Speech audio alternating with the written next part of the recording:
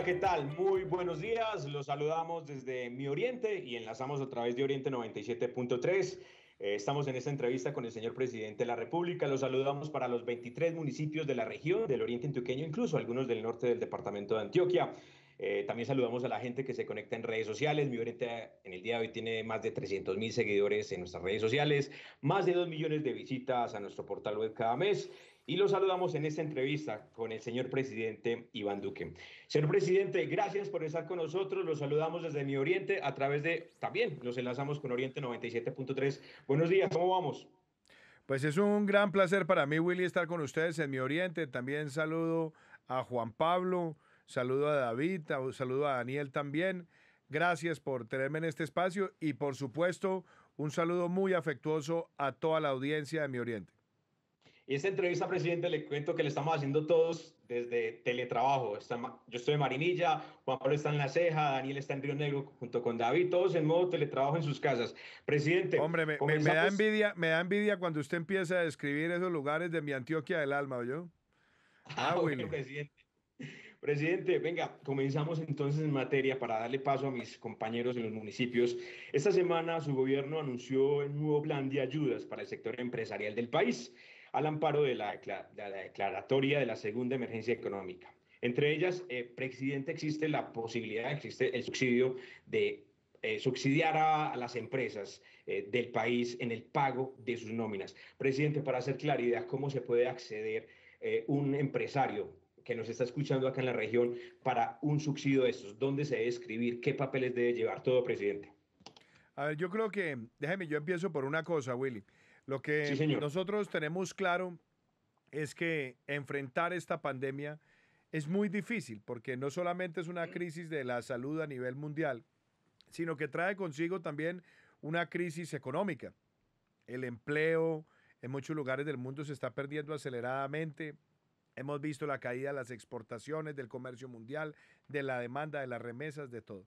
Entonces tenemos nosotros primero que enfrentar y mitigar los efectos negativos en el sector salud, pero también tenemos que proteger a los más vulnerables.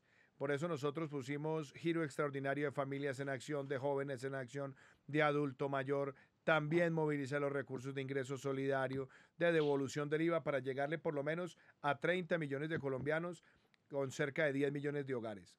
Y ahora tenemos también que proteger las nóminas. Entonces, nosotros tomamos dos medidas. Una que la tomamos el mes pasado, que eran los créditos con una garantía del 90% para la protección de las nóminas. Y lo que hemos establecido con la nueva declaratoria de emergencia económica es que como Estado vamos a subsidiar el equivalente al 40% de un salario mínimo para todas las empresas, micro, pequeñas, medianas y grandes, que hayan visto disminuir en un 20% o más su facturación. Si son empresas que existían antes de enero del 2020, entonces se mira el mes de abril de este año con el mes de abril del año pasado. Los que hayan visto disminuir su facturación 20% o más de este abril versus abril del año pasado pueden acceder a esa línea. Y óigame eso también, Willy, que es bien importante. Si son empresas más recientes, lo que se va a mirar es la caída de la facturación frente al mes anterior. Ahora, ¿cómo opera esto? Hay muchas empresas que ya que tienen en este momento ya bancarizada su nómina. ¿Qué quiere decir bancarizada su nómina? Que la pagan a través del sistema financiero, que cuando es quincena, entonces le giran a todos los empleados directamente a su cuenta. Eso es lo que se llama bancarización. Y en ese caso lo que se busca es que los recursos lleguen directamente al empleado. Ahora, cuando las empresas no tienen dispersada a través del sistema financiero esos pagos, pues obviamente lo que tenemos que hacer es girarle a la empresa y que la empresa pague, pero tiene que ser con una premisa, y es que la empresa debe presentar el PILA, que es la planilla de información laboral en cuanto a aportes. Entonces, esa planilla es la planilla que rige, digámoslo, hoy todo lo que es la conducción de información con respecto a los aportes laborales, es la que se tiene que acreditar. Pero hay algo muy importante, Willy, es esos beneficios los reciben las empresas, pero las empresas no pueden despedir a sus empleados. Es decir, no es que, no, venga, yo recibo la plata e igual despido. No, ahí tenemos que ser claro que ahí lo que se busca es preservar ese empleo y por eso estamos subsidiando la nómina. ¿Por cuánto tiempo? Por 3 meses. Es decir, nosotros vamos a pagar ahora mayo. La idea es también hacerlo el mes de junio y el mes de julio. ¿Para qué? Para que tengamos esa capacidad de aportarle a los trabajadores en Colombia y que se puedan mantener en el mercado laboral. Ese es el sentido de la medida. Y hay otra cosa importante, Willy. Hay muchas micro, pequeñas y medianas empresas que tenían que pagar el anticipo del impuesto de renta y complementarios ahora en el mes de mayo. Nosotros estamos diciendo vamos a correr eso a final del año para que eso también les dé caja ahorita, tengan oxígeno y puedan trasegar esta situación. Presidente, ¿pero dónde se pueden inscribir las empresas? ¿Hay alguna No, plataforma, algún sitio? No, es muy sencillo porque, a ver, la idea cuál es. Normalmente esas nóminas se pagan a través del sistema financiero. Entonces, lo que nosotros estamos haciendo es que el Estado, hoy con la regulación que debe salir con el decreto, lo que busca es que las empresas, a través de la dispersión de la nómina, pues lo que hacen es que se presentan al banco y dicen, aquí está mi nómina, con mi pila, con la planilla de aportes laborales, y muestra también la información contable que certifica que la facturación en efecto se redujo un 20% frente al año pasado, frente al mes pasado, si es una empresa que nació después de enero del 2020, y sobre esa base la idea es hacer el giro lo más rápido posible para tenerlo a partir de la quincena que se empieza a pagar el 15 de mayo. Gracias, presidente. Saludo a esta hora al periodista David Pérez. David, buenos días.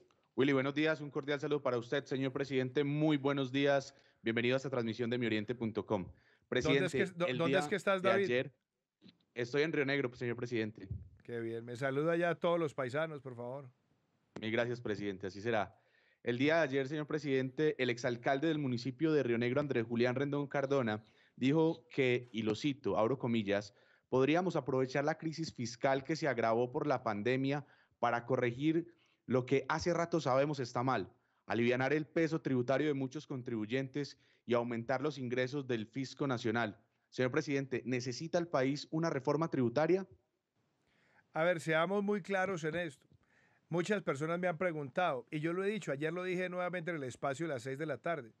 Este no es momento para hablar de reformas tributarias. Uno no introduce reformas tributarias cuando uno está viendo una economía contraerse, porque entonces lo que termina haciendo es profundizando aún más la contracción. Normalmente, y esto es bien importante decirlo, las reformas tributarias se dan en otras coyunturas. Nosotros en este momento estamos enfrentando una pandemia y nosotros tenemos que ser claros que en este momento, supongamos que a los que tienen esas voces, uno le pregunta, ¿a quién le va a cobrar impuestos? A las empresas que están siendo afectadas, a la micro, pequeña y mediana, las revienta. A las personas naturales, que son las personas que están declarando renta, las revienta porque también están viendo mermados sus ingresos. Por eso este no es momento para hablar de reformas tributarias. En este momento lo que estamos haciendo, y lo hemos hecho con responsabilidad, con el Comité de la Regla Fiscal, sabiendo que estamos ampliando el déficit y aumentando el endeudamiento, pero es para enfrentar una circunstancia extraordinaria que nos golpea no solamente a nosotros, sino al mundo entero. Hoy estaba mirando, por ejemplo, que el Reino Unido va a tener la mayor recesión en 300 años de historia. Estamos viendo la situación de Estados Unidos, la situación de Francia, Italia, Alemania, de otros países del mundo. Entonces, en este momento lo que estamos haciendo es poniendo todo el esfuerzo posible para proteger a los más vulnerables, para proteger el empleo, para proteger la salud y algo que es importante, reactivar la economía. Y voy a decirle esto. Cuando yo empecé el gobierno, yo dije que íbamos a hacer una reforma tributaria justamente para corregir lo que menciona Andrés Julián. Esa fue la reforma que nosotros sacamos, donde le bajamos la carga tributaria a la micro, a la pequeña, a la mediana y a la gran empresa para generar más inversión, para generar más crecimiento y también para recaudar más. Yo recuerdo muchos escépticos cómo nos atacaban y mire cómo cerramos el año 2019, con el mayor crecimiento en 5 o 6 años, con un aumento del recaudo de más del 10%, con la mayor reducción del déficit fiscal de los últimos 8 años desde que existe la regla fiscal. Por supuesto, nos toca una situación muy compleja y vamos a terminar después de esta situación con un déficit fiscal alto y con un endeudamiento que se crece. Pero yo creo que sobre las bases que nosotros tenemos, la apuesta es reactivar rápidamente la economía y que producto de esa reactivación podamos dinamizar empleo, volvamos a posicionarnos como un país atractivo para la inversión extranjera y que nosotros recuperemos esa senda de crecimiento en el año 2021, porque además, como lo ha dicho el Fondo Monetario, el Banco Mundial, las expectativas que hay sobre el crecimiento de Colombia para el 2021 son por encima del 3%. Y la gran tarea que tenemos nosotros enfrente es seguir protegiendo la vida y la salud, pero ojo con esto, al mismo tiempo reactivar la economía, hacerlo con gradualidad, darle oportunidad a que las personas recuperen vida productiva, pero que lo hagan con una gran conciencia y disciplina ciudadana. Gracias, presidente. A esta hora se integra Juan Pablo Tavares, periodista de Mi Oriente. Juan Pablo, lo escucha el presidente. Muy buenos días, Willy. Muy buenos días también para el presidente de la República. Un saludo especial desde el municipio de La Ceja, presidente. ¿Cómo vamos, Juan Pablo? Bien, presidente, gracias a Dios. Bueno, en materia deportiva, presidente, conocimos que días atrás la DIMAYOR le envió al Ministerio del Deporte el protocolo de salud para reanudar la liga. Ya en Europa, en el caso puntual de España e Italia, los equipos han estado entrenando y en Alemania particularmente la Bundesliga volverá el 16 de mayo. ¿Es viable que el fútbol profesional colombiano se reactive a puerta cerrada? Esa es una muy buena pregunta, porque aquí estoy anotando una cosa. Mire, hace aproximadamente 2 o 3 semanas me preguntó alguien por eso. Y yo dije, yo no me voy a poner aquí a especular. Yo no me voy a poner a hablar de lo que no sé. Yo soy futbolero, a morir. Si me permiten chicanearme, consideraría el presidente más futbolero que ha tenido Colombia, porque lo llevo en las venas. Pero yo también tengo que ser muy claro. Acá tenemos que obrar conforme a lo que nos dice la medicina, a lo que nos dicen los expertos. Yo le dije al ministro Fernando Ruiz, le dije, ministro, vea, el tema del deporte es muy importante, pero ojo, porque en el caso del fútbol, el fútbol es un deporte de mucho contacto. Pero además, cuando usted ve, por ejemplo, la movilidad de los jugadores en la cancha, un defensa marcando un delantero, el nivel de sudor, el nivel de jadeo, la velocidad, todo hace que las distancias que en una conversación deban ser de 2 metros, en el fútbol deberían ser 4. Entonces nosotros dijimos, evaluémoslo conforme a lo que se va viendo en el mundo. Yo creo que lo que va a ocurrir en la Bundesliga va a ser importante, que ellos empiezan ahora en pocas semanas, va a ser un referente. Hemos visto que en Italia estaban tomando decisiones para flexibilizar, darle apertura, pero aparecieron 10 jugadores con coronavirus. Entonces yo creo que nosotros tenemos que buscar, sí, cómo tener los mejores protocolos, tenemos que mirar cuáles son los referentes, tenemos que mirar cuáles son las directrices de la FIFA y de la Conmebol y también de pronto ser creativos y buscar esquemas donde con el mayor control posible podamos retornar a puerta cerrada, pero darle a la ciudadanía la posibilidad de disfrutarlo a través de los medios. Pero eso solamente lo haremos de conformidad con las directrices en materia de salud. Presidente, ahora le pregunta Daniel Santa. Daniel, buenos días. Presidente, buenos días. Le habla Daniel Santa desde San Antonio de Pereira, en Río Negro, Antioquia. ¿Cómo está? ¿Cómo estás, Daniel? Muy bien, marchando, presidente. Presidente, le pregunto, suponemos que hoy el país tiene cierta capacidad instalada en hospitales para atender a los pacientes contagiados con el virus. Por un lado, ¿de cuántas camas o UCIs estamos hablando? Y por el otro, ¿son suficientes para atender, digamos, una emergencia que eventualmente alcance el peor de los escenarios? A ver, sin lugar a dudas, el peor de los escenarios era el escenario donde ninguna capacidad aguanta, que es lo que hemos visto en muchos países. En muchos países, cuando se dispararon las hospitalizaciones y las unidades de cuidado intensivo, pues no alcanzaron. Y ustedes se preguntarán, ¿pero cómo así que no alcanzan? Lo que pasa es que muchos países dimensionan sus capacidades de unidades de cuidado intensivo conforme a lo que son los patrones históricos del comportamiento de la salud. Le voy a dar un ejemplo. Un país como Holanda tiene 1.100 unidades de cuidado intensivo y las están ampliando. Un país, por ejemplo, como Chile, tenía menos de 2.000, inclusive tenía 900 y pico, las ha ido creciendo. Es decir, le voy a dar otro, Estados Unidos, 310 millones de habitantes, tenía menos de 60.000 unidades de cuidado intensivo. Entonces, cuando uno ve una pandemia de esta naturaleza, lo que uno primero necesita es quitarle la velocidad exponencial de crecimiento. Porque si uno le quita velocidad exponencial, pues no genera ese estrés en el sistema de salud. La segunda, ¿quiénes han sido en la gran mayoría de países quienes más van a las unidades de cuidado intensivo? Las personas que se afectan gravemente por el virus, pero que son mayores de 70 años, porque tienen debilidad en sus defensas, porque tienen preexistencias, y es donde tenemos la mayor letalidad. Entonces, cuando nosotros dijimos, vamos a dejar a los mayores de 70 años, sabiendo que esto es muy doloroso para ellos, en sus casas, todo este tiempo, lo hacíamos para proteger sus vidas, pero también para proteger el sistema de salud. Y la otra, cuando dijimos los jóvenes y los niños en casa, para que no estén siendo vectores de propagación, también es para quitarle velocidad al virus y obviamente después con la cuarentena. A la pregunta de cómo está Colombia hoy, yo quiero decir lo siguiente. Colombia debe tener aproximadamente unas 5.400 unidades de cuidado intensivo que se han ido construyendo a lo largo de los años. ¿Cuál era nuestra primera meta? Que el 50% estuviera inicialmente disponible para COVID y ese propósito se ha cumplido. Hoy tenemos alrededor de 2.800 unidades de cuidado intensivo que están disponibles para el COVID-19. ¿Cuál es la segunda tarea? Ampliar capacidades, es decir, que las unidades de cuidado intermedio se conviertan en unidades de cuidado intensivo.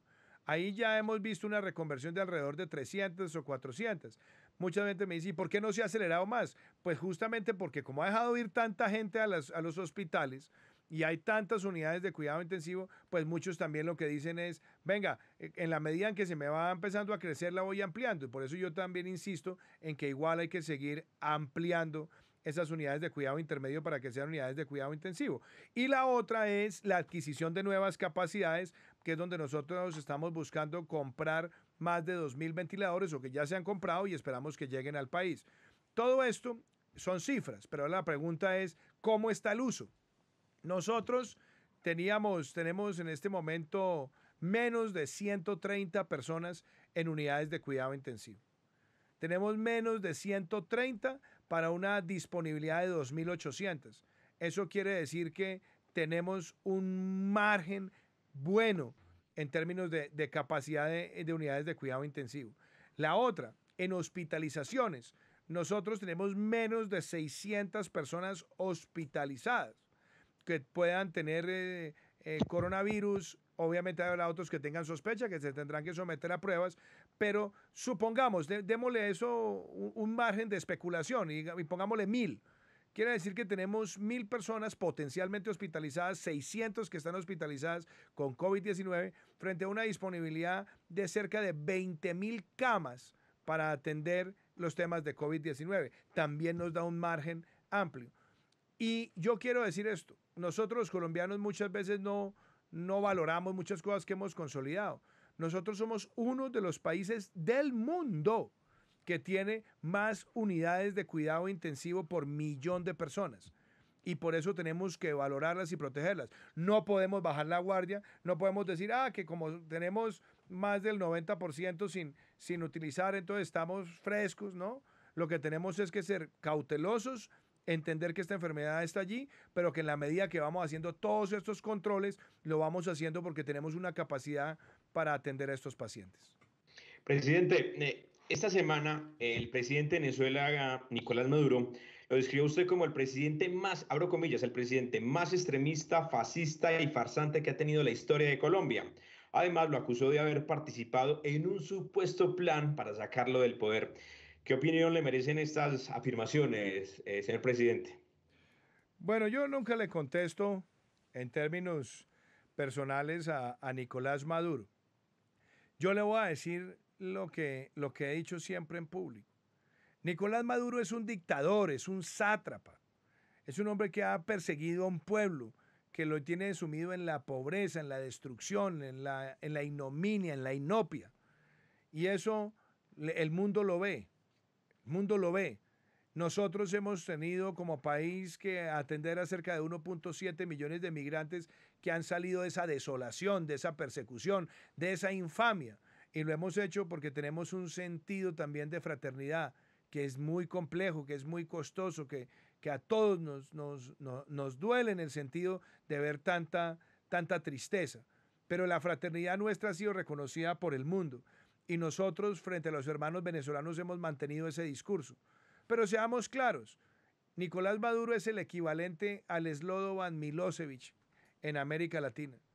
Es una persona que persigue a muchísimos grupos poblacionales y por lo tanto es una persona que debe algún día, ojalá no muy lejano, responder ante la justicia internacional por esto. Y entonces él dice que yo participo en planes, en invasiones y todo. Miren, miremos los patrones, es que la historia siempre es buena. Cuando Hugo Chávez era presidente, decía cada 8 días que el entonces presidente de Colombia, Álvaro Uribe, lo quería matar. Después, cuando murió Chávez, vino Nicolás Maduro. Y yo recuerdo que finalizando el gobierno de mi antecesor, eso echaba discursos cada 8 días diciendo que mi predecesor lo quería matar y que estaba en un plan para asesinarlo. Desde que yo llegué a la presidencia viene repitiendo eso. Y yo quiero decirles a ustedes con mucha claridad, yo las cosas las hago de frente. Las hago de frente porque uno en la vida defiende los principios con verticalidad, los defiende con entusiasmo, los defiende sin reatos, los defiende sin tapujos. Yo denuncié con nombre y apellido a Nicolás Maduro ante la Corte Penal Internacional, no tras bambalinas, no detrás de ninguna cortina. Fui y lo denuncié personalmente y conseguí el respaldo de 70 senadores de Colombia y con el apoyo del hoy senador de Chile, Felipe Cast, 50 congresistas de Chile. Así lo denuncié. Después dije que si llegaba a la presidencia retiraba a Colombia de UNASUR. No me creyeron, la retiré. Después anuncié que íbamos a crear PROSUR, la creamos con los países de Sudamérica y hoy está funcionando. Después dijimos que íbamos a fortalecer el Grupo de Lima, lo fortalecimos.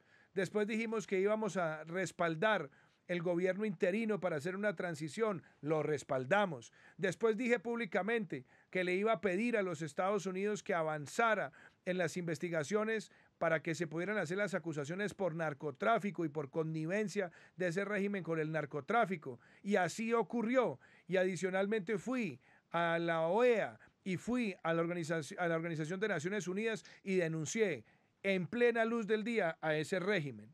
Yo no auspicio ni invasiones ni ningún tipo de triquiñuelas. Yo obro de frente porque soy un defensor de la democracia, porque creo en la Carta Democrática Interamericana y hoy lo reitero. El propósito de unión que debemos tener los países de América Latina es que en Venezuela se den 4 condiciones.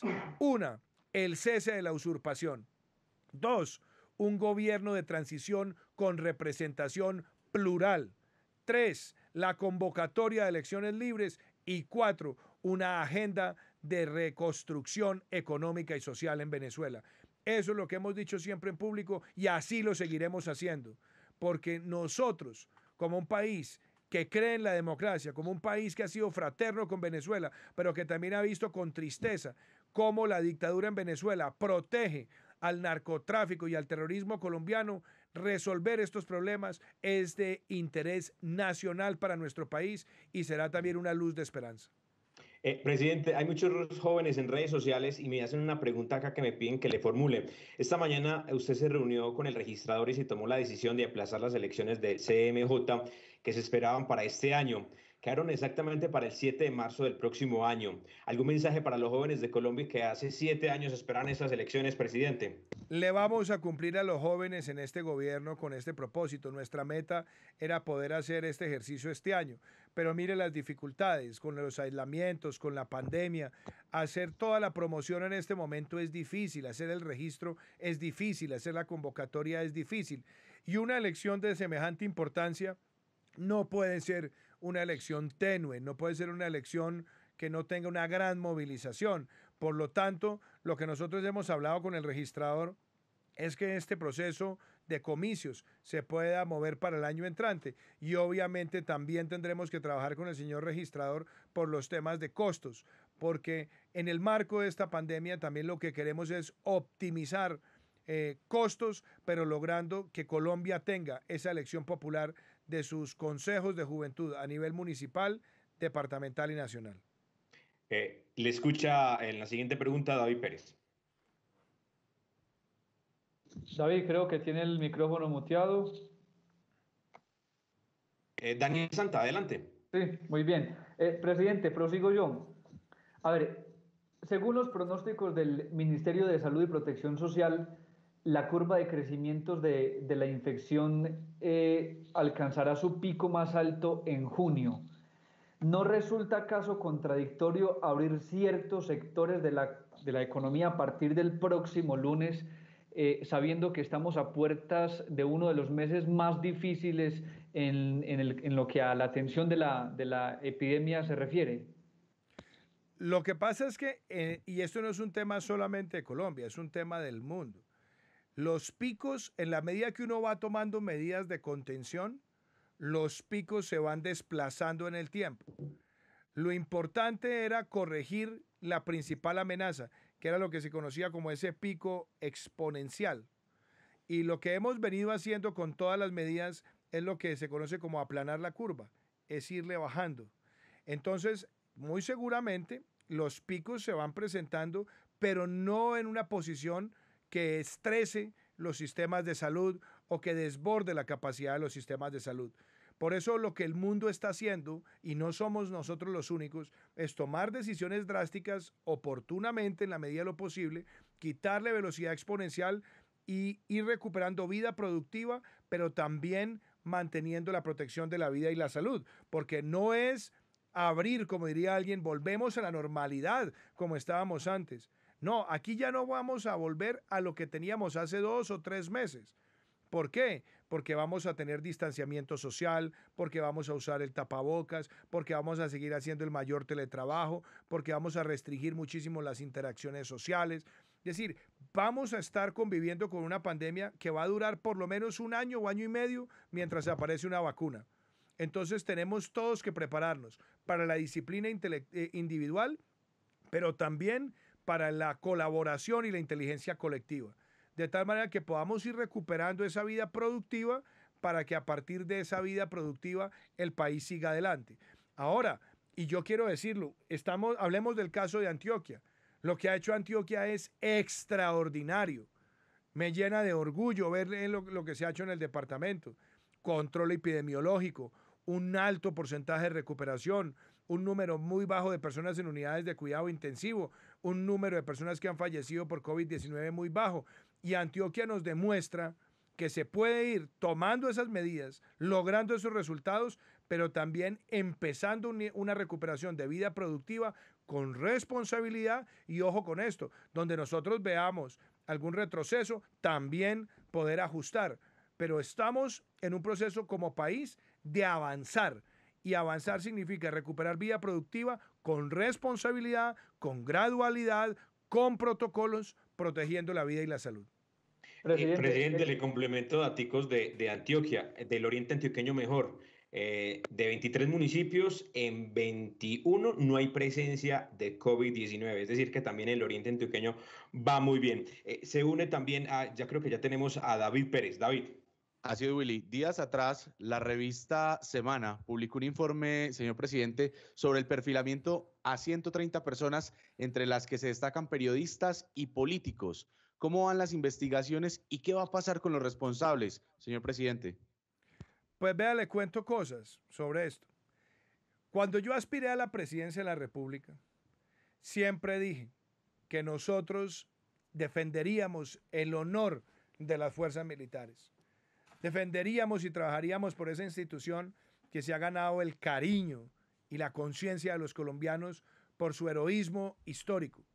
Pero lo dije con claridad, cero tolerancia con quienes vayan a deshonrar o deshonren el uniforme de la patria. Cero tolerancia con la corrupción y cero tolerancia con cualquier violación de los derechos humanos o de las libertades de los ciudadanos. Ese mensaje se lo transmití al ministro de Defensa, Guillermo Botero, pero se lo transmití también al general Alberto Mejía, quien me acompañó por 4 meses como comandante general. Se lo expresé al general Ricardo Gómez, que fue el comandante del ejército con quien empecé mi gestión en la presidencia. Se lo dije al general Ricardo Jiménez. Se lo dije además al comandante de la policía, al general Nieto, y después al general Latiortúa. Se lo dije a todos los comandantes y después se lo dije también al ministro de Defensa, Carlos Holmes Trujillo. ¿Por qué? Porque desafortunadamente en la historia reciente de nuestro país, en los últimos 30 años de nuestro país, se han presentado muchas veces situaciones donde unos pocos terminan abusando del poder que tienen, del manejo de información y terminan afectando la imagen de toda la institución. Eso ha ocurrido desafortunadamente varias veces en la historia reciente de Colombia.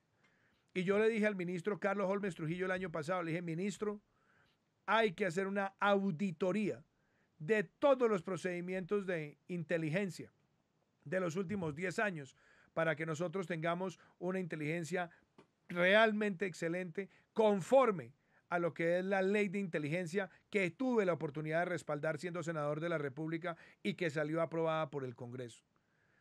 Con las informaciones periodísticas que salieron después de haber hecho esa solicitud, mi obsesión ha sido al ministro y al alto mando de las fuerzas militares: aceleren esas investigaciones y seamos contundentes. Y nosotros hemos visto ya que han sido retirados del servicio cerca de 12 oficiales que se van primero a someter a esa medida administrativa, pero que tendrán también que someterse a la investigación disciplinaria y por supuesto a la penal si es del caso. Pero tenemos que llegar al trasfondo de esto y tenemos que llegar a quiénes son los determinadores materiales e intelectuales. Porque aquí no solamente había un perfilamiento de periodistas, que es grave, no solamente había un perfilamiento de personas que trabajan en organizaciones de derechos humanos, que es grave, sino que también se había perfilado funcionarios de la Presidencia de la República. Y en eso tenemos que ser contundentes, no por mi persona, sino por la institucionalidad. Es inadmisible que esas cosas se estén presentando con periodistas, con personas que estén en organizaciones no gubernamentales, pero es también absolutamente inadmisible que se presente con el secretario general de la Presidencia, que trabaja a una puerta de mi oficina y que claramente muestra una intención malsana y perniciosa, que tenemos que encontrar quién fue el determinador y qué era lo que querían con esto. Por eso le he pedido también a los organismos de control que aquí vamos hasta el fondo de las responsabilidades. Aquí no puede haber duda alguna que tenemos que retirar a aquellos que con su comportamiento desdicen del honor militar y de la entrega a la patria, que ha sido la característica que ha tenido siempre el Ejército Nacional de Colombia. Un ejército de hombres buenos, trabajadores, abnegados, serviciales, que con esa oración patria se entregan todos los días por los colombianos, en defensa de esa institucionalidad y de todas esas personas buenas y honorables. Tenemos que castigar a quienes deshonren el uniforme de Colombia. Y desde La Ceja, Juan Pablo Tavares. Presidente, continuando con el tema del fútbol, una vez se establezcan los protocolos de salud, como usted bien lo decía hace algunos minutos, ¿sí ha considerado de pronto la opción de que el torneo se juegue en una sola sede? En caso de que sí, presidente, Antioquia, por ejemplo, es uno de los departamentos con más bajo número de contagiados en proporción a su población. ¿Es quizás viable esa opción? Nosotros estamos trabajando de nuevo, como lo dije, con el Ministerio de Salud, mirando las experiencias de otros países y mirando cuáles son las mejores herramientas para poder darle esa alegría al país, protegiendo la salud de los jugadores, protegiendo la vida de los jugadores. Entonces, en eso el ministro Lucena ha venido hablando con los clubes, ha venido hablando con la Conmebol. Yo le pedí que mirara muy bien la experiencia de la Bundesliga. Le pedí también que miráramos cómo van los protocolos con la Liga en España, cómo van los protocolos también en el Reino Unido y por supuesto en América Latina. La idea es buscar una solución, pero ante todo protegiendo la salud y la vida de los jugadores.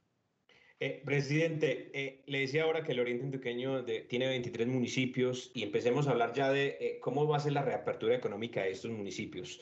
¿Qué pueden hacer desde el lunes los municipios que tengan presencia de COVID y los que no tengan presencia del virus? ¿Qué A ver, pueden hacer desde el no, lunes, presidente? los municipios que no tienen casos de COVID Sí. tienen que presentarle una solicitud al Ministerio del Interior para que el Ministerio del Interior, en el marco del decreto de orden público, les autorice dar unos pasos adicionales de recuperación de vida productiva. ¿Qué no va a ocurrir? Y en eso hay que tener claro. Los municipios que no tienen casos de COVID no van a poder abrir discotecas, no van a poder abrir billares, no van a poder abrir estadios, no van a poder abrir misas, no van a poder abrir eventos ni masivos, sino que siguen además con las restricciones que tenemos en términos de evento. Tendrán que garantizar el uso del tapabocas, el distanciamiento social, tendrán que garantizar que haya procesos de desinfección, pero podrán, por ejemplo, darle cabida a que se abra de pronto un salón de belleza con reservación, con el desinfección y con los protocolos. Tendrán la posibilidad de abrir algunas cosas de pequeño comercio también con los protocolos, pero no van a volver a los colegios, no van a volver a las universidades. Ahí nosotros seguimos con la idea que ha sido clara de mantenernos en eso hasta el día 30 de mayo y nosotros avisaremos para esa fecha si deben o no seguir las clases, porque lo estamos haciendo con una valoración con el Ministerio de Educación. También los mayores de 70 años tienen que estar en su casa, los niños y jóvenes deben estar en su casa y solamente podrán salir aquellas personas de estos sectores que van teniendo recuperación de vida productiva.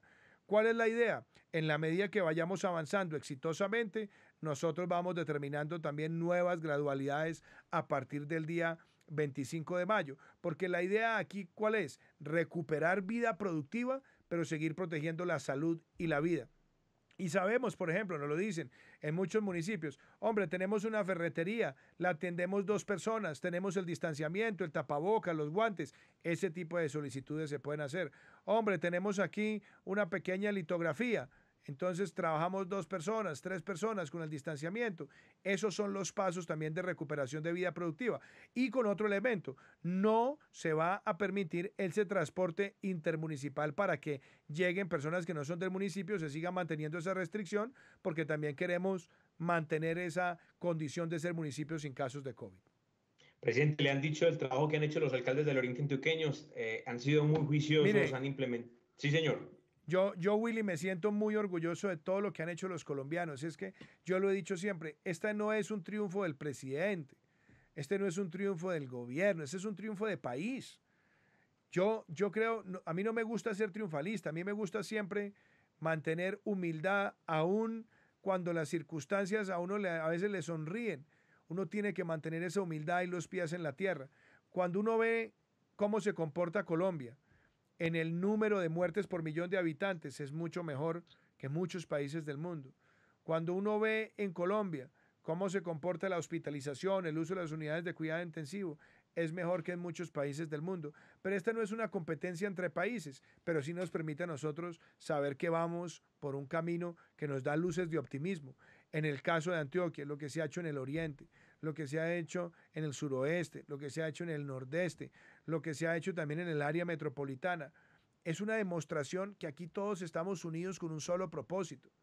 Y claro, pues se podrán cometer errores, pero la idea de todos es acertar. Esta es una pandemia que va a estar en el mundo por lo menos un año, año y medio mientras se aparece una vacuna. Esta es una pandemia frente a la cual no hay un tratamiento todavía autorizado que la pueda mitigar. Esta es una pandemia de fácil propagación, pero además es una pandemia que es muy, muy negativa, es profundamente letal con los mayores de 70 años. Por eso aquí nadie puede cantar victoria. Lo que tenemos que hacer todos nosotros es ganar la vida, ganarnos la vida y ganársela al coronavirus. Y eso es con disciplina individual, con disciplina colectiva, con distanciamiento social, con el uso del tapabocas y siempre manteniendo una situación de respeto por las circunstancias en las que se puede crecer este virus. Por eso lo que se ha hecho en Antioquia lo aplaudo, lo que se ha hecho en Antioquia es referente para otros departamentos Y lo que han hecho los alcaldes trabajando en equipo, sin vanidades, sin competencias, pero tratando de ir con una visión unida, tanto con el señor gobernador Aníbal Gaviria como con el señor alcalde de Medellín, Daniel Quintero, y por supuesto con el gobierno nacional, es lo que a nosotros nos motiva. Y así también han trabajado muchos departamentos y muchos alcaldes de Colombia con ese propósito nacional. Acá la clave, presidente, es la unión. Presidente, ¿cómo se garantiza que lleguen las ayudas a municipios lejanos del oriente como Argelia, como Nariño?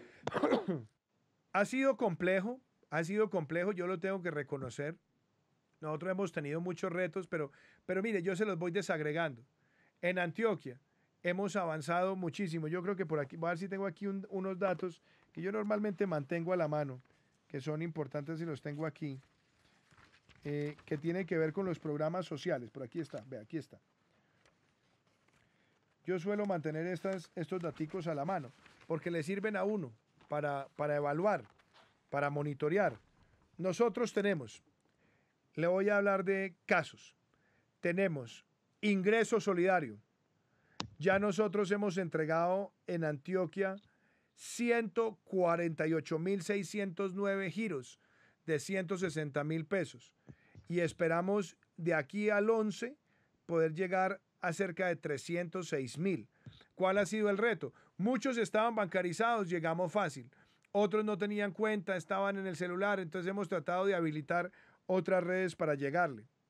Nosotros, con el Ministerio del Interior, tenemos la meta de llegar con ayudas humanitarias a 47.433 familias. En lo que tiene que ver con, aquí voy a decirle otra, adulto mayor. Nosotros tenemos en entregas de adulto mayor ya 9.928 en el departamento. Tenemos que seguir creciendo y creciendo rápidamente. Le voy a dar otra. Esta es bien bonita. Devolución del IVA a las familias más vulnerables. Prácticamente ya se cumplió con el 100% de llegar a 57.277 familias. Tenemos familias en acción que han recibido el giro extraordinario en el departamento de Antioquia, 306.265. Jóvenes en acción que han recibido el giro extraordinario en el departamento, 24.463. Y, por ejemplo, le voy a dar otra, que es bien importante. Aquí nosotros teníamos las ayudas del Instituto Colombiano de Bienestar Familiar, el refuerzo nutricional. Se han entregado 324.797. Ahí estamos avanzando en el PAE. Por ejemplo, ya nosotros hemos entregado el equivalente con el Ministerio de Educación de 33.332 millones. Todo esto en el departamento.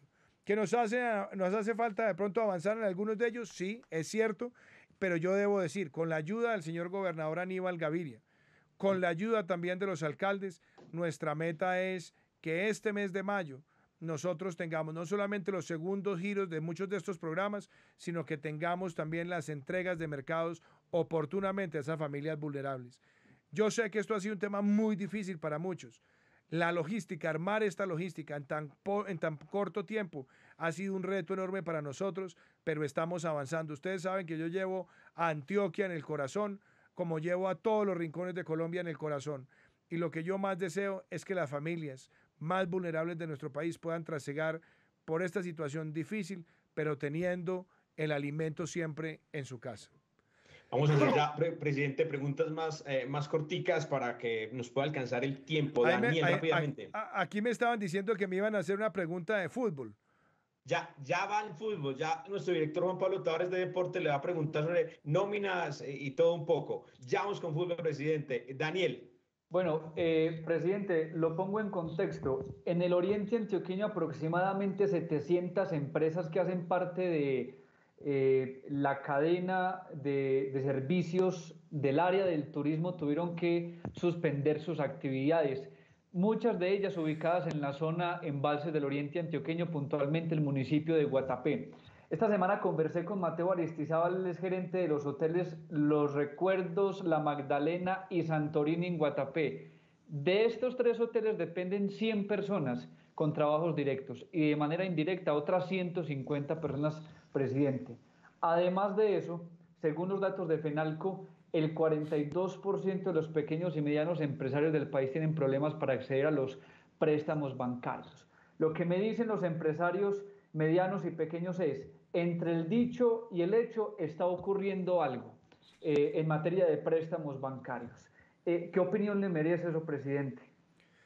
Yo creo que es parcialmente cierto. ¿Por qué? Porque lo que uno más quisiera es que todos los recursos se movieran al otro día después de que se crea una línea. Pero mire, ayer en el espacio a las 6 de la tarde le pedí al superintendente financiero que estuviera. Y ya nosotros hemos visto que se han separado las líneas que tienen garantía de la nación del 90% para micro, pequeñas y medianas empresas. Ya tenemos en este momento prácticamente separados cerca de 7 billones de pesos por parte de los bancos para ser entregado en cerca de 147,000 empresas. ¿Qué esperamos? Que se agilicen los desembolsos. Ya los desembolsos deben estar llegando, superando el billón de pesos, pero hay que acelerarlo. Esa es una tarea. La segunda, en el caso de Antioquia, y en eso quiero hacerle también un reconocimiento al gobernador Aníbal Gaviria y al Instituto de Desarrollo de Antioquia, la IDEA, se creó una línea con Bancoldex, que esa línea es la de Antioquia Responde, donde está Bancoldex, la gobernación, también llegando a muchos de estos lugares del departamento que se han visto afectados. Y por supuesto también, ahora que llegan esos subsidios también de nómina y que se corre además el segundo pago del anticipo de renta, pues eso también tiene que generar oxígeno que beneficie a estos sectores. El sector más afectado, uno de los más afectados sin duda va a ser el turismo, porque el turismo se va a demorar un tiempo en recuperarse, pero no estamos nosotros esperando a que pase todo para reflexionar sobre los protocolos del turismo. El turismo ha venido trabajando con protocolos y yo creo que en la medida que nosotros vayamos dando pasos firmes en la recuperación de la vida productiva, vamos a poder el día, ojalá no muy lejano, tener esa actividad con todos los protocolos retornando a lo que es una actividad que genera tantos empleos y que además representa tanto para los municipios del departamento. David Pérez, con una carta que le mandaron esta semana a los alcaldes del Oriente al señor presidente. Así es, señor presidente. Recientemente los 23 alcaldes del Oriente le enviaron una carta manifestando la preocupación por la falta de recursos corrientes de los municipios, especialmente los de sexta categoría. Por ejemplo, señor presidente, Concepción, Antioquia, recaudó en el mes de abril 1.200.000 pesos por concepto de impuesto predial. Esos municipios evidentemente no pueden subsidiar a los ciudadanos en materia de servicios públicos domiciliarios y las familias se están viendo a cuentagotas para poder cumplir con estas obligaciones. ¿Ha pensado usted, señor presidente, en generar alivios financieros para que esas familias puedan tener luz y agua en sus hogares? Pues se han venido tomando esas decisiones. O sea, la primera es que las personas que están en estratos 1 y 2, si tienen problemas para hacer sus pagos, ellos lo que pueden hacer es diferir el pago de sus servicios por 36 meses con una tasa cero. Es decir, se les permite pasar por la tempestad y después pagar en cuotas que no los afecten sustancialmente. Para quienes están en estratos 3 y 4, se puede hacer lo mismo, pero difiriendo a 24 meses con una tasa real de cero. Es decir, esas medidas las tomó el gobierno nacional. Ahora ustedes dicen, el tema de los ingresos, la verdad es que son más de, no sé, 700 municipios del país o inclusive más que viven de las transferencias, más allá de su propia capacidad de recaudo.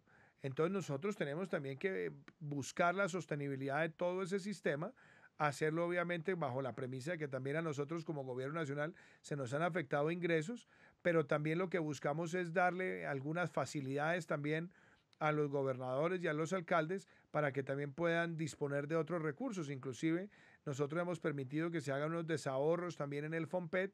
Esos desahorros del FOMPET también les darán unos recursos para que ellos puedan transitar por esta situación. Presidente, le hago una propuesta. La última pregunta nos llega desde Nariño y después le hacemos unas preguntitas de fútbol y otros temas, ¿le parece? Perfecto, Willy. Listo. Juan Pablo. Presidente, nos han preguntado, bueno, a raíz de que 13 gerentes de hospitales en Antioquia manifestaron el pasado miércoles su preocupación por la crisis económica que atraviesan, entre ellos el Hospital San Joaquín del municipio de Nariño, aquí en el oriente antioqueño, ¿qué planes tiene el gobierno para alivianar un poco las deudas que tienen estas entidades? A ver, en este momento son muchas las situaciones de endeudamiento que estamos revisando, pero ahí particularmente tenemos con el Ministerio de Hacienda, con la Dirección de Apoyo Fiscal del Ministerio de Hacienda, donde está la doctora Ana Lucía Villa, hacer una revisión a profundidad de las finanzas territoriales para entender cuál va a ser la afectación estructural y sobre todo reconociendo que muchos de los alcaldes, o pues muchos no, la totalidad de los alcaldes y gobernadores han llegado al ejercicio de sus cargos en los últimos 2 meses y están tramitando también sus planes de desarrollo. Entonces lo importante es que esos planes de desarrollo pues sean acordes con las circunstancias fiscales de la nación y por supuesto de los municipios, pero también que no afecten pues muchos de los proyectos que son de carácter estratégico para generar empleo y hacer transformación social. Presidente, ya pasemos a un poco más, unas preguntas más relajadas. Venga, digamos así. Por ejemplo, sí. pero venga, Willy, que le tengo una chiva nacional. Abela. Una chiva nacional que acabo de recibir por parte del Ministerio de Defensa. Esta es una información supremamente importante.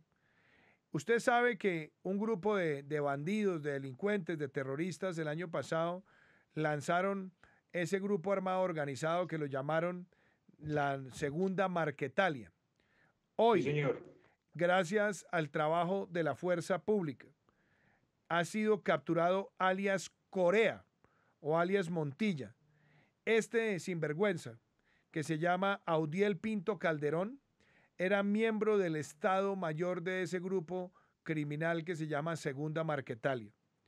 Este personaje estaba detrás del asesinato de líderes sociales, de operaciones de narcotráfico y adicionalmente estaba tratando de fortalecer parte de los corredores para mover droga hacia Venezuela y es una de las personas conocidas como mano derecha de alias Iván Márquez y también de alias El Paisa. Así que este es un golpe muy importante que dan los héroes de Colombia, los soldados y policías de la patria, y a ellos quiero enviarles mi sentimiento de admiración por esta operación, porque es una operación con mucho rigor en términos de inteligencia y que también ha contado con el apoyo de la Fiscalía General de la Nación. Así que quería también compartirles eso, apreciado. ¿Dónde fue capturado, presidente?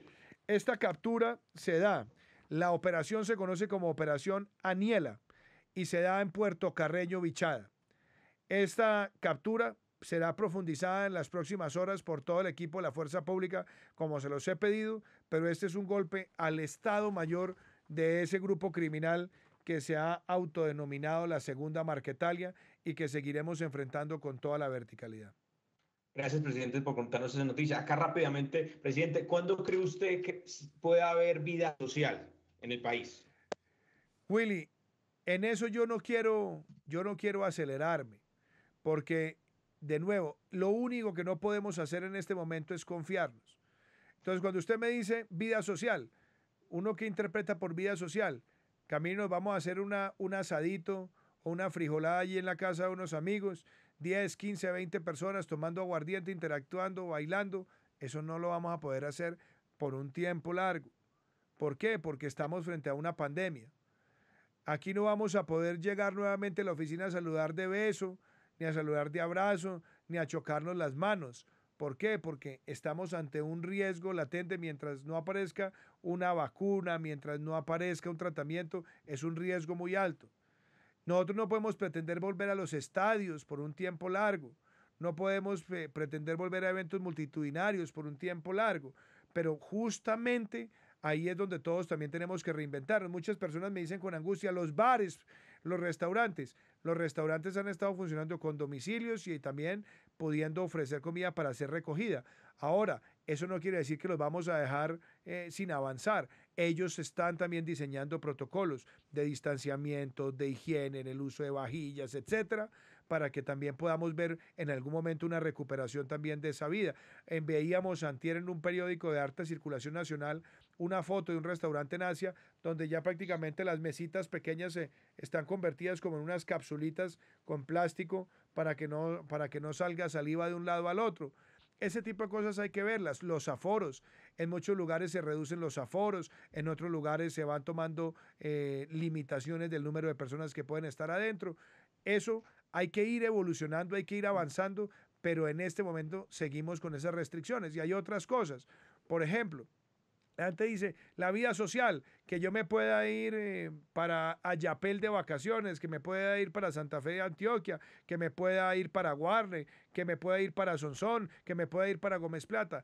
No, nosotros después del 11 no vamos a estar permitiendo ese transporte intermunicipal para vacacionar, porque entonces lo que estamos es permitiendo que el virus se esparza.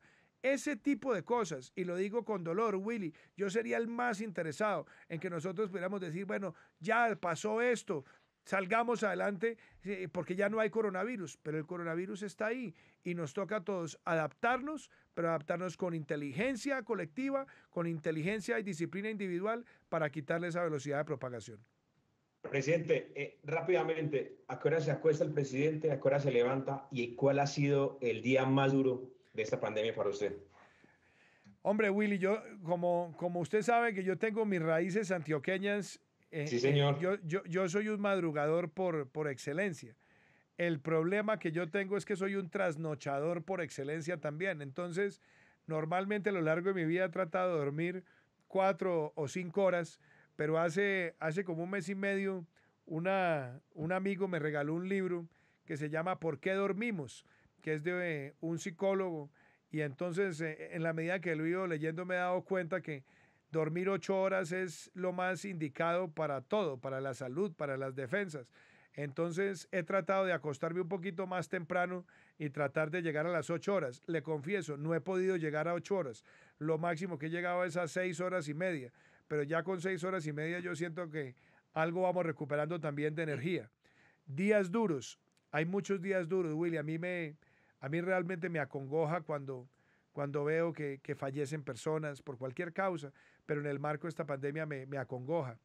Me acongoja también cuando veo familias sufrir porque no han tenido una ayuda, un alimento, y uno trata de resolverlo y que lleguen las cosas, y eso me hace sufrir mucho.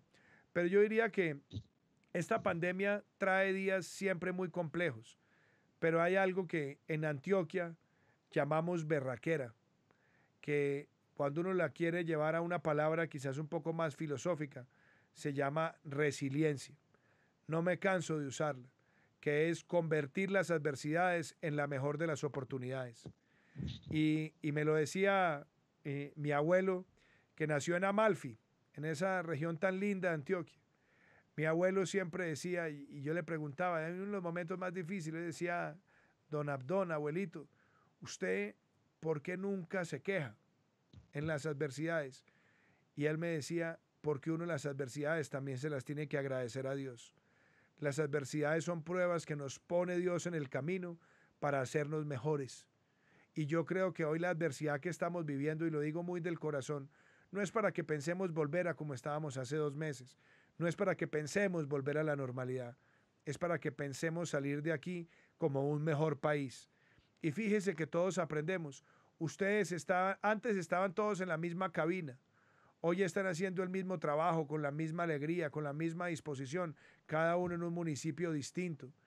Y miren lo que ha pasado con la educación, con el teletrabajo, con muchos otros sectores. Yo creo que tenemos que buscar es cómo vamos a capitalizar las oportunidades que salen de aquí y cómo también nosotros reflexionamos en nuestra condición humana, en la protección de la naturaleza, en la protección del aire, en la manera como nos relacionamos, en la manera como muchas veces le damos importancia a cosas que son efímeras, que son intrascendentes, que son a veces materialmente intrascendentes, y nos preocupamos más por el otro. Yo siento esta circunstancia así, y por eso, querido Willy, aunque tenga momentos de sufrimiento, no me quejo, trato de sortearlos, y una cosa que lo digo además con orgullo, sortearlos con mucha fe. A lo largo de toda esta pandemia me he podido encontrar muchísimo con la fe también, para pedir todos los días, para orar todos los días y decirle y pedirle a mi Dios que me dé sabiduría, que me dé humildad y que me dé discernimiento para tomar las mejores decisiones. Daniel Santa. Presidente, me tomo el atrevimiento de hacerle dos preguntas al mismo tiempo. Aquí en Río Negro tenemos el Aeropuerto Internacional José María Córdoba. Infinidad de personas dependen económicamente de ese terminal aéreo. Solamente en el gremio de los famosos taxis Raya Azul hay 400 familias paradas sin recibir ingresos por estos días. Por un lado le pregunto, ¿cuándo cree usted, siendo optimistas, que puedan abrirse las fronteras aéreas, o bueno, que se rehabiliten los vuelos nacionales por lo menos? Porque Este es un tema... sé que su respuesta, presidente, va a ser importante para todas estas personas. Y en segundo lugar, sobre el tema de las reuniones sociales, pero más allá de las reuniones para compartir entre amigos, hay iglesias, hay universidades que están a la espera también de alguna señal del gobierno nacional. Yo sé, presidente, que hoy la prioridad es guardar la vida, pero siendo también optimistas, ¿cuándo cree que, por ejemplo, una iglesia cristiana pueda volverse a reunir? A ver, yo no estoy, a mí no me gusta especular, Daniel. A mí lo que me parece importante es, primero, empecemos con la frase. Acá estamos avanzando hacia adelante. Avanzar hacia adelante va a depender del comportamiento ciudadano. Porque se lo digo, es absurdo, por ejemplo, que en el marco de este aislamiento preventivo obligatorio hayamos visto un entierro masivo de una persona en un municipio. Y yo no rechazo ni a las familias, ni a nadie, por Dios, pero en el marco de una situación de estas, cuando se presenta un evento masivo de esos, al final del día terminamos viendo la propagación de un virus que se transmite muy fácil. Cuando nosotros vemos que en la mitad de esta situación las personas van y se aglutinan, no toman distancia, no llevan tapabocas, no tienen guantes, por Dios, están poniéndose en riesgo. Entonces, en la medida que nosotros vayamos avanzando en cultura ciudadana, vamos dando nuevos pasos. Y nosotros estamos viendo esos protocolos. Es decir, nosotros tenemos una emergencia sanitaria que va hasta el 30 de mayo. Y nosotros dijimos, al 30 de mayo no vamos a tener colegios y universidades operando. Vamos a hacer la evaluación esa semana conforme se van tomando las medidas y analizando las medidas de los distintos indicadores en el Ministerio de Salud para dar un paso. En el caso del transporte aéreo, en el transporte aéreo internacional está mermado en todo el mundo porque son muchos los países que hemos cerrado el espacio aéreo internacional. No queremos más casos importados, por lo menos por un rato, mientras nosotros tenemos un total control, primero, de la pandemia y por otro lado, que tengamos también los mejores protocolos de detección, de pruebas y demás. Pero lo cierto es que el transporte aéreo también se está reinventando. Inclusive, nosotros estamos, en la medida que también hemos mantenido y mantenemos cerrados los vuelos nacionales hasta el 30 de mayo, eso no quiere decir que estemos quietos, estamos mirando también los protocolos. Y eso nos tiene que llevar por lo menos a un horizonte de toma de decisión hacia la penúltima semana de mayo, donde nosotros digamos, bueno, si eso se está comportando así y tenemos estos protocolos, ¿cuáles serían, por ejemplo, esas primeras pautas? Algunos países ya están suprimiendo la silla de la mitad, ya no están entregando comida en los vuelos, ya están exigiendo que todo el mundo lleve tapabocas durante el vuelo. En fin, todas esas cosas las estamos mirando con velocidad, pero con paso seguro. ¿Para qué? Para que los colombianos sepan que aquí no es que estemos quietos, ni mermados, ni tratando de paralizarnos, sino que vamos a ir para adelante, pero lo vamos a hacer con pasos firmes y seguros, y eso implica también los debidos protocolos para estos sectores. Presidente, la siguiente pregunta se la hace un hincha de Medellín a un hincha del América. Presidente, en temas, digamos, más livianos, ¿qué recuerda usted de pronto del fútbol colombiano? Usted es hincha de América, el semestre anterior celebró con la mechita el título del fútbol colombiano. ¿Por qué se hizo hincha de América? Para ir cerrando. Bueno, mi padre, que ustedes lo recordarán, él nació en Gómez Plata, Antioquia, y mi padre alcanzó a jugar profesional muy poquito tiempo en un club que había en Medellín en aquel entonces que se llamaba el Incas. Y el Incas era de alguna manera como una reserva de un semillero que tenía el Deportivo Independiente Medellín en esa época gloriosa donde jugaba también, o dirigía, perdón, José Manuel El Charro Moreno. Entonces, mi padre era el hincha más furibundo del DIM, pero el más furibundo. El resto de mi familia, que además ahí la tenemos regada en el departamento, eran más hinchas del Nacional. Entonces, mi papá yo creo que tenía toda la ilusión de que yo fuera hincha del DIM, pero un buen día vino a jugar a la América a Bogotá contra Millonarios y me llevó al estadio y ganó el América, entonces me volví hincha del América.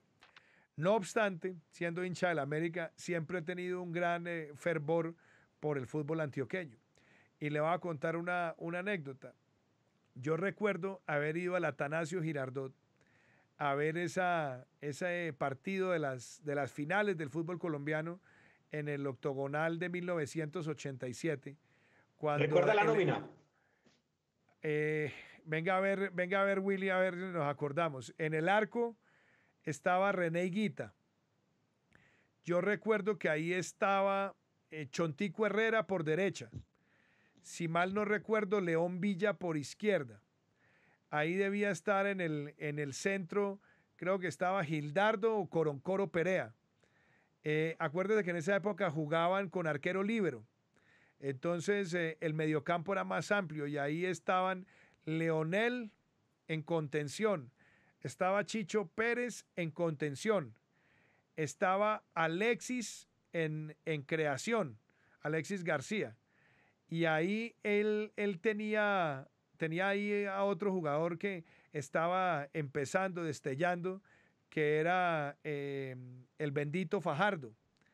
Sí. Y yo recuerdo que en delanteras ahí se turnaban varios, porque ahí estaba Juan Jairo Galeano, que había estado en el Suramericano de Argentina, que le marcó gol a Argentina con Barrabás y ganamos 2-1 al equipo donde estaba Maradona. Jugaba Juan Jairo adelante, a veces Jaime el Jimmy Arango, que también entraba, estaba la Turbina Treyes, que también iba entrando, y un jugador que destelló en ese octogonal, que venía de jugar en el Táchira, en Venezuela, era Humberto el Beto Sierra, que fue el goleador de ese octogonal. Esos son mis recuerdos de esa época, y el equipo de los puros criollos, dirigido por Pacho Maturana, jugó la final contra el América, jugaba Millonarios Junior en Bogotá, Nacional América en Medellín, y Julio César Falcioni tapó 2 penaltis. Si mal no recuerdo, le tapó un penalti a Juan Jairo Galeano, y si mal no recuerdo, no sé si el otro se lo tapó a Humberto el Beto Sierra o se lo tapó a Jimmy Arango, y por eso quedó subcampeón América en el 87. Buena memoria. ¿Qué dice Juan Pablo? Sí, sabe bastante, presidente. Muchos subtítulos de Copa Libertadores también, 3 seguidos, del 85 al 87. No me lo recuerde,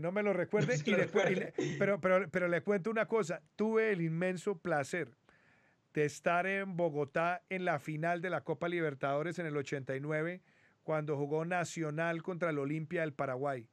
Cuando Higuita tapó 4 penaltis, si mal no recuerdo, y el último penalti lo cobró, si mal no recuerdo, fue Lionel Álvarez, con el que ganó Nacional el título de Copa Libertadores. Entonces yo me he debatido siempre entre ese amor grande por el América y por supuesto este gusto por el fútbol antioqueño, pero imagínense que el otro día me encontré con un buen amigo que era hincha del Nacional, y entonces pues me empezó a decir lo mismo que me estaban diciendo ustedes acá. Miren, nosotros hemos ganado la Copa Libertadores 2 veces y en cambio vea el América 4 veces su campeón. Entonces le dije yo por molestar, le dije, bueno, pero América tiene el único título que no ha tenido Nacional. Y me dijeron, ¿cuál? Le dije, el de la B. Presidente, pues muchas gracias por estar en esta entrevista con Mi Oriente. 2 cositas para finalizar, una respuesta cortica. ¿Cuándo empiezan los peajes nuevamente a cobrar, presidente? Nosotros tenemos la emergencia sanitaria hasta el 30 de mayo. Sí. Y la idea que nosotros hemos tenido es mantener las condiciones de abastecimiento sin el cobro de peajes durante la duración de esta emergencia sanitaria. Presidente, un mensaje para todo el pueblo antioqueño y para todo el oriente antioqueño.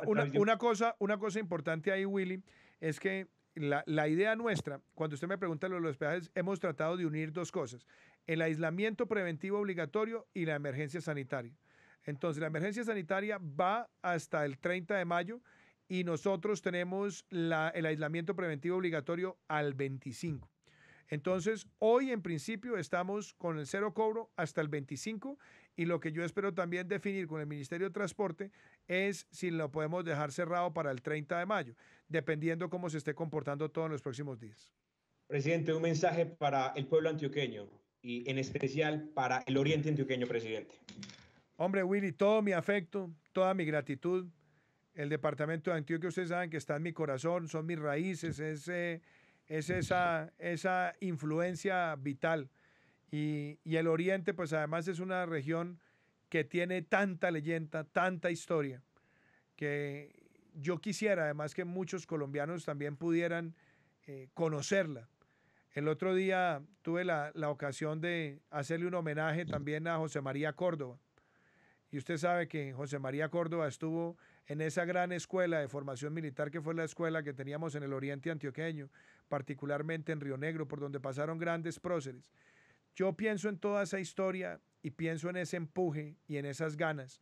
Y hoy quiero mandarle un mensaje a todo el oriente antioqueño y es que ese empuje y esas ganas son referente. Son referente en esta pandemia.